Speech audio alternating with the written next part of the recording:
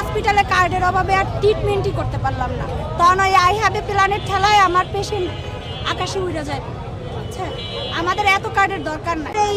এই health card, gas card, এই যে কয়দিন আগে গ্যাস কার্ড মানে উনি এলপিজি কার্ড দিবে, এলপিজি কার্ড দেওয়ার আগে উনি তো ইনশিওর করা উচিত যে প্রত্যেকটা বাসায় সকালবেলা গ্যাস থাকে কিনা, মা বোন করে যে মা বোনরা আদৌ রান্না করতে পারে কিনা। চুলায় তো গ্যাসই জ্বলে না, সেইখানে আপনার কার্ড দিয়ে কি করবো? কার্ডটা ধরলে কি গ্যাস লাইটের মতো আগুন জ্বলে উঠবে? তাহলে নাকি কার্ডটা গলায় ঝুলায় আমরা সংসার করব? এই যে কার্ড ঝুলাইছি, গ্যাসের আগুনের দরকার নাই তো, কার্ড ঝুলাইলেই তো খাওয়া হয়ে যাবে, তাই না? এই যে এলপিজি কার্ড করবে উনি, এলপিজি কার্ড দিবে, গ্যাস কোথায়?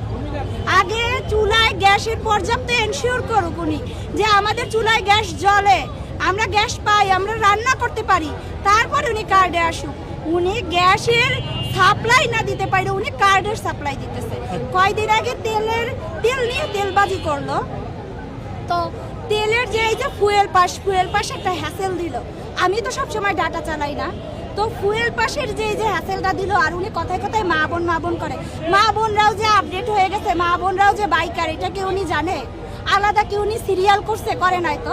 উনি তো তেলের দাম বাড়ায় দিল, কই আলাদা তো কোনো সিরিয়াল করলো না। এই যে ফুয়েল পাস, এখন তো আর পাল্টা ফুয়েল পাস লাগে না।